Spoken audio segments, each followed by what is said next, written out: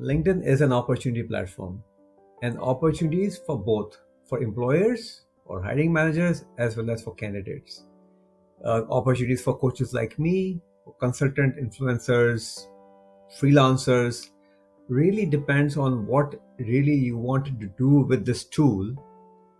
The tool will work for you, and there are of course shortcuts, and I can actually filter down to the post that actually someone who has given his or her email address uh, into that job posting that she has done uh, on her profile as a post. So you can, for search engine, the search engine needs to know what your interests are. Then the search engine is going to build that relevance to the queries that are coming to search engine. I call commenting as the currency for growth on LinkedIn, because it actually helps us start conversations. So commenting just by saying great post does not work. If somebody says great post, I know that person has not read the post. Hello, friends. Welcome back again. So, today I have a guest who we invited previously on the podcast as well. And out of high demand, we have him back on our podcast, which is Mr. Hamad Siddiqui. Now, Mr. Hamad Siddiqui, he's a LinkedIn coach. And the claim to fame is that he's one of the most followed LinkedIn coach across Canada.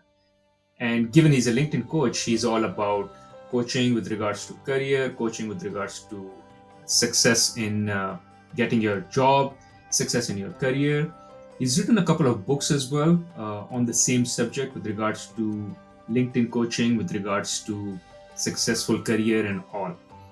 He has a great story which we covered in the last podcast, where he talks about his life, his journey, and how he pivoted into becoming a career coach. So, Hamad, over to you. If you can give a quick introduction of yourself, and then we will move into some specific questions that I have for you, and they are under the umbrella of coaching and LinkedIn. But before that, if you can give a quick introduction for yourself. Thank you, Bahroz, for inviting me again. It's always a pleasure to speak to you and to your audience. So again, very quickly, I started my journey, a very humble journey back in Pakistan. I'm an economist by degree, and I worked in 12 countries before finally settling back in Canada. I originally migrated in the year 2000. I've written books, as you said. LinkedIn has been my passion. Career coaching, career mentoring, very close to my heart. Uh, I work with startups. I work with individual executives and their sales teams to help them grow on LinkedIn. Basically, my focus is how do you position yourself rather than start selling. Build a brand. This is what I preach. Thank you, Hamad. So, Hamad, since both me and you mentioned the word LinkedIn and coaching a lot in the introduction I was giving for you, so I would like to talk about LinkedIn a lot, and we'll keep the focus around LinkedIn. My first question is, and this is a struggle that I've had a lot of times with LinkedIn as well, which is how to search for a job on LinkedIn. And I'll give you an example. I'm in US. I put on LinkedIn, I go and I put some filters saying I need a job in finance. If I just write finance and I put a location, which it says location USA, there are like 500 jobs that pop up. And going through those 500 jobs is a job in itself, just to understand which one suits me, which one not, and all. So I've always struggled with trying to understand, and I thought maybe there is some limitation with LinkedIn. I think that LinkedIn can do a better job in really telling me exactly this is the job which is well suited for me. Now I know they do it as well at times, but I've still struggled with it. So is there a smart way that you can share with us and the followers, especially for me, for my help, whereby I can go about searching for those couple of few jobs where I can focus and go deep dive into? So extremely important and an essential question for all job seekers. My first message is to not treat LinkedIn as a job portal. There are other job portals. LinkedIn is an opportunity platform, and opportunities for both for employers or hiring managers as well as for candidates. Opportunities for coaches like me, for consultant influencers, freelancers, really depends on what really you wanted to do with this tool. the tool will work for you. And there are, of course, shortcuts. So there is one opportunity for us, for job seekers, is they go and they search for job, a specific job at a specific location. And as you said, you have lots of jobs, particularly in the US. US is a huge market. You'll probably find zillions of jobs in one field, and then you have to kind of uh, the next level struggle starts when you start sifting through the jobs. Now think about it. You're searching for a job and you found something exciting on LinkedIn job board. As soon as you start hit apply for the job, you'll probably see another 500 people who had already applied for the job. So my question is, would you like to be 501 person, 501 person? No, I mean, of course, the competition is too high. And maybe most of these people who have applied for the job either are at the same level where you are or maybe more qualified. So the competition is very high. The other side of LinkedIn is when recruiters start reaching out to you. And that happens when you optimize your profile, and you optimize your profile based on your industry, based on the specific title that you're looking for, and then start talking about all that you know about that particular thing and build your network and credibility. And that's how, when a recruiter searches for you using a tool called LinkedIn Recruiter, which is a different tool, those who have been in the recruitment industry only get access to that tool because that LinkedIn charges quite a bit of amount for that tool. Your profile will appear, or chances of your profile appearing in a search are much more higher, which means that if a recruiter reaches out to you, you have actually aced through the process. You already kind of left everyone behind. You are amongst that maybe 5 or 6 people that recruiter is reaching out to. So that's one thing. The other shortcut, the word, quote unquote shortcut, is when we use LinkedIn's prompts. So I created some prompts for job seekers, basically. And I was thinking, because I work with not only with executives who are not looking for jobs, or companies that are kind of trying to build their credibility and brand online. There are a lot of people who are looking for job opportunities, and they're doing the conventional stuff, which is searching, and trying to apply for jobs. So I thought one day, okay, what is something I can help my clients with, so that they are kind of tapping into the opportunities that are not published on the job portal. So for instance, Bahroz is a finance professional. Bahroz is looking for a director of finance, or maybe a bookkeeper, just take any name. And Bahroz has no time. Bahroz says, I really need to hire someone, because this is what happens, particularly in North American context. We don't have time. We fire people quickly and we hire people quickly as well, at least in the US. So we want someone, and we really want someone from the network. So we know the person, and we have. So this little prompt can actually help you find those jobs that are posted by individuals such as Bahroz. So if Bahroz posts a job on his feed, like in a post, that job is not going to appear on the job portal. And if someone taps into that job, the chances of his or her getting the interview are much more higher, because Bahroz has no time, and maybe only a couple of people had applied for the job, so the competition is not there. So that's what I did. Long answer to a short question, because that's really, really important to understand.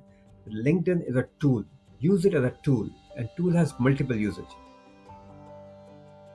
So the prompts that you're referring to, they are for you to be able to search for jobs, if I understand correctly. Search for anything. I mean, search for anything. freelancing opportunities, search for consulting opportunities, search for anything. So LinkedIn is predominantly a search engine, right? Yeah, yeah. So And not to use the search bar effectively. agree. So would be helpful if you can share with me the link to your prompts, if they are anywhere, if it's in the book format or I whatever, and I can leave it in yeah. the description of this video. So I can send you a carousel that I produced for job seekers. and you can simply embed that into add it somewhere. I don't know Okay, how will you add it, but you can sure. add that. Maybe I wrote a post about it as well. Maybe use that post link and embed that link so people could go and simply download that. Guys, just one call out before we move further. In case you find any value from this video, please don't shy away from pressing the like button, as this keeps me motivated. Also, press the subscribe button so you get notified as soon as I put new content on this channel. On this channel, I put content twice a week pertaining to personal finance and career for early and mid career professionals. Apart from that, in case you want me to continue making unbiased content like this, you can support me on patreon.com. I will leave the link to my page in the description of this video. Now, let's get rolling back into the podcast. Would be helpful if you can give one example of what kind of prompt is the one that you would recommend for a So good I for Yeah, leveraging the search engine in the best possible way, just as an yeah, example. yeah. So LinkedIn has an enabled feature which is called Boolean Search. Boolean search prompts are the prompts that that I tried, I experimented with, and I found them extremely useful. Even so much so that I can actually filter posts that actually have given. So some of us recruiters, if there are, they actually give their email addresses because they're so desperate, and I can actually filter down to the post that actually someone who has given his or her email address uh, into that job posting that she has done uh, on her profile as a post. So you can actually, but again, job search, as I will say, is a full-time job if someone is looking for a job and not working at this point in time, which means that you have to spend a lot of time and become a little data ninja uh, to use these prompts and kind of start filtering around that data based on what you need. Okay, this is great. So we'll certainly leave the link in the description. So there would be other prompts as well that people can use of and leverage the power of the search engine. Second question, Hamad, I have is how do you rank high on LinkedIn search? So as a Hmm. recruiter, you said people are searching for applicants as well, and they put Right. in an applicant's keywords, whatever they are. How do I make sure I rank on the top amongst those 500 applicants which will show up? Because you and I also would agree, right? You can put your text, documents, anything. You can get away with murder as well if you put it on the second page of Amazon, LinkedIn, or search engine. No one goes to the second page. So how do I put myself or show up on the first page of any search? It's a tricky question. There is no easy answer to that because LinkedIn works based on the relevance. So if you are relevant to something and you are within first and second degree connections, the chances of your showing up are much more higher. But if you're a third degree connection for that individual searching, then the chances are lower. But if you are active and you're actively putting out things and you're so it's on us how much relevance do we want to build. So as a finance professional, if you're not building that relevance, that's your problem. For search engine, the search engine needs to know what your interests are. Then the search engine is going to build that relevance to the queries that are coming to search engine. A little bit dry response, but if I'm searching for a director of finance or a CFO, and you have said CFO, but you don't do anything like CFO, you're not that relevant. Which means your posts are not relevant to CFO. Your content is just everywhere and doing everything that you do on this under the sun, then you are not that relevant. And with more intense generative AI being implemented with LinkedIn, a lot of changes are happening. I mean, we all have seen uh, in the past week or 10 days our views dropping, visibility just vanishing, because algorithm is changing. Once everything is settled, things will come back. But what was happened post COVID, when more like personalized stories um, were like getting more pumped up by LinkedIn's algorithm, it is now professional stuff which is going to be pumped up by by LinkedIn, because according to LinkedIn, a lot of people were misusing that type of content. Fair, but For instance, I am looking for a CFO job, let's say. If I put like 20 times CFO in my profile, will that is that good enough? No, Will that help? no, absolutely not. So you have to be strategic and smart enough. Anything spammy will get negative marks on LinkedIn's algo. I mean, LinkedIn's algo is probably one of the best amongst social media search engines. Um, just think about it. Which other platform actually provides you opportunity to build unlimited portfolio? It's text content, video content, like featured posts, YouTube links, uh, PDF documents, carousels, Word document, just name it. You can actually literally put out anything that you produce on LinkedIn, if that is so. PowerPoint presentations, um, I mean, just name it. I cannot think of anything which I have not tried. So the only thing that which I have not tried is audio files. But if you can do MP4, you can also do MP3. I don't think there's a problem in that. I never tried it though. You can literally upload your whole book on LinkedIn. You can do LinkedIn Live. You can do LinkedIn Audio Live. You can do LinkedIn events. You can Every individual can do that. And more you show up on LinkedIn, more LinkedIn will start loving you, because LinkedIn, it's a content platform. You give it tons of content, it's going to start boosting your profile to a lot more viewers and people who you don't even know, because that's how the relevance is built. That's how you build relevance with LinkedIn. Correct. So the idea is that I need to contribute more on LinkedIn with regards to posting stuff. And as you said, the posting stuff also has to be relevant. It cannot just be a simple copy paste of random article and stuff on LinkedIn just for me to show up more and more. If it's about, let's say, me being CFO, so my content should be around that as well. So it's not just that my profile says CFO, it has to be more than that for me to compete with others out there who also have CFO in their profile but are not contributing in terms of content. Yes. So the content type and content style. So if we just keep these two words in mind, content type and content style. The other thing that you said, copy paste, you can copy paste. There's absolutely no problem with that. You can copy paste whole article from Forbes or from Inc.com or entrepreneurs.com. That's not the issue. The issue is that if that content is not relevant to what you want to show to the public or to the LinkedIn, then there is a problem. Correct. And what about commenting? So two things. What about commenting and on other posts? Is Yeah. that anything which adds value for your Yeah. search results? And second is, what about networking? Like, what if I start just adding another 1,000 people on my LinkedIn, and instead of having 3,000 connections, I end up having 4,000 connections. Is that something that helps as well? Yeah, two things here. Of course, our network is our network, so we need to build our network. But network is built, so you do a bit of reverse engineering. Why would somebody connect with you?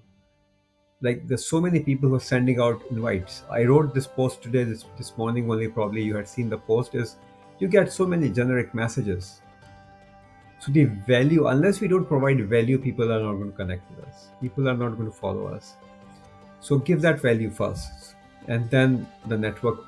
The network is your secondary thing. It has to be built, but start giving value first. So when I work with the executives, with my clients, usually say, okay, I've got 500 connections. I really want to go up to 5,000, like in a year's time. Okay, it will happen, but before that, you have to show that you are a valuable person, so that people could come and connect with you. Because depending on which level you are at, but if you're at a senior level, you're not going to connect with everyone. You will be very selective. So put yourself into that shoe, and then you will realize that the importance of content. Right? People need to see what you do. People need to see your thought process. People need to see that you have got some leadership trait, a growth mindset, all those things that need to kind of play their role um, before people start connecting with you. That's one point. The first point that you actually asked about commenting, I call commenting as the currency for growth on LinkedIn, because it actually helps us start conversations. So commenting just by saying great post does not work. Great, I mean, if somebody says great post, I know that person has not read the post, right? If someone says, okay, this is a this is a great post or a bad post, and this is why it's a great post or a bad post, it means that that content comment for me is valuable. Now, and that actually helps that person build relationship with me, because if I keep seeing someone commenting on my post day after days, and like for a month or two, and if that person then start wants to connect with me, the chances are that I would accept that connection request. So build that. Your commenting actually help you build those conversations, which would then turn into opportunities. And once you start commenting, people will come back and see your profile. I mean, actually, that actually is also a way to tell LinkedIn's algorithm that this profile is some interesting profile. Correct. Very good. And I think you kind of answered my last question, but I'll still ask if there is some other tips you have, which is how to network, like any of the strategies for you to network. And one example or one question, for instance, I have is there's a certain company I want to work for. I know this person, I've added them on LinkedIn and they accepted my profile. But I know that's not enough.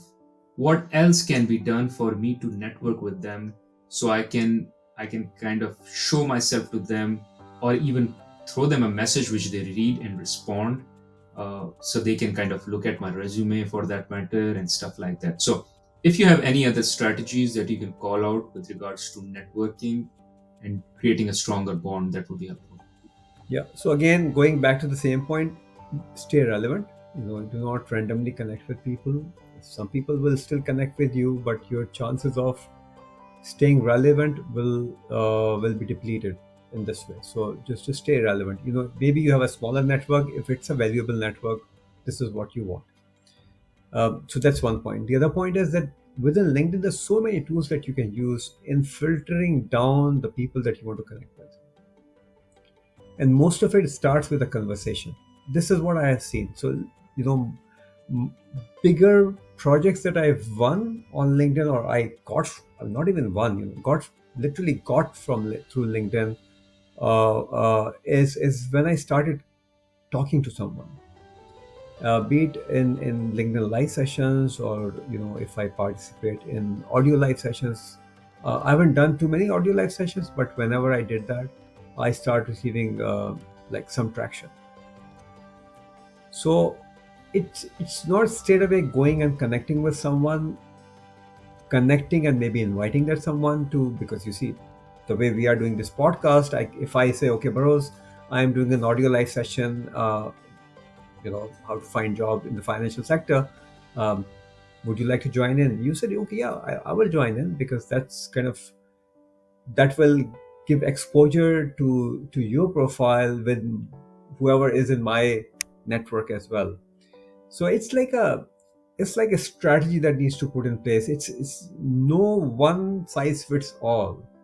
What do you need? How much do you want to go for? What kind of opportunity you want to grab? Out The opportunities are out there, and if you allow me, I'll just give you a little example, because I think examples are really important. So only this week, a company has signed up with me. It's $1 million. It's not a huge, but $1 million startup in the ad tech space, and they're doing pretty well. I mean, they bootstrapped the company, so it's like two brothers doing pretty well. Now the next phase is growth. Okay, we have grown to a level. Where do we go from here? They only have, like most of startups, only have two opportunities in front of camera. Two opportunities. Either they increase their sales and bring in more revenue, but when you increase your sales, your cost of sales also increases, because now you need more people to join in and stuff. But that's one of the strategy a company can adopt. The second strategy is to bring in money. Bring in money, and $1 million doing good business, all the books are clean and everything. Easily, it's like a 5x or 7x product.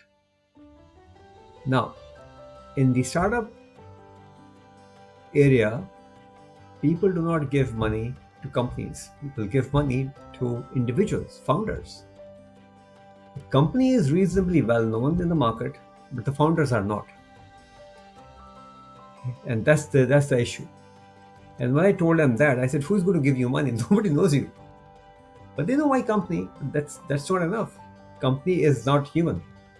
Money goes to a human being based on that relationship is built.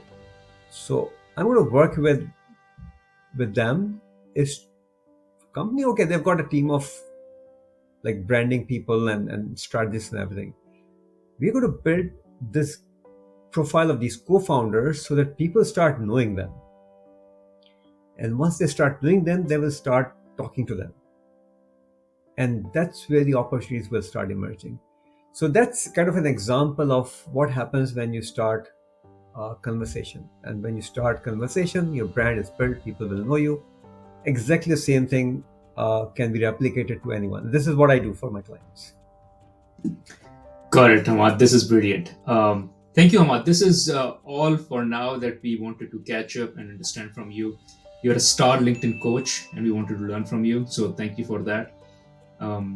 People can reach out to you on LinkedIn. So anyone who wants to follow Hamad, just reach him out on LinkedIn. He has a great account, adds a lot of value as well.